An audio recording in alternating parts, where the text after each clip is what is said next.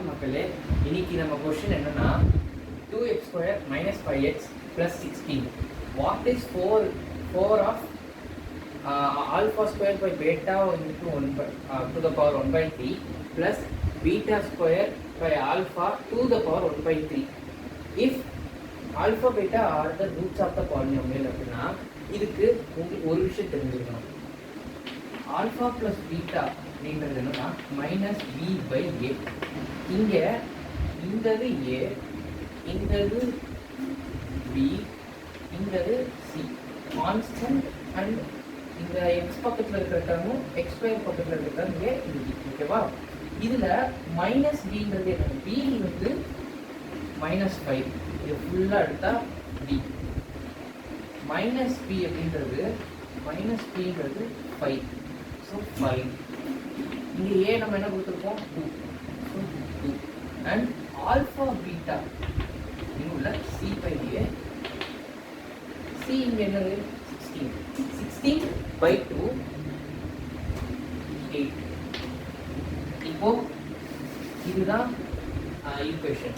இப்போ என்னன்னா இங்கே கொடுத்துருக்க கொஸ்டின் படி 4 into இதை சிம்பிளிஃபை பண்ணோம். இந்த 1/3 இங்கே உள்ள மல்டிப்ளை பண்ணால் alpha 2/3 by beta 1/3 plus beta 2/3 plus alpha 1/3. இப்போது இதெல்லாம் என்ன பண்ணால் கிராஸ் மல்டிப்ளிகேஷன் பண்ணி சிம்பிளிஃபை பண்ணோம். 4 என்ன வருது? ஆல்ஃபா.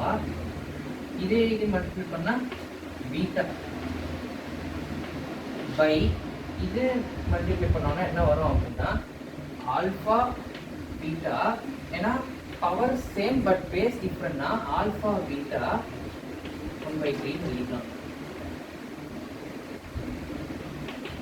இப்போ 4 நம்மளுக்கு ஆல்ஃபா பீட்டாவோட வேல்யூ இப்போ உங்களுக்கு தெரியும்.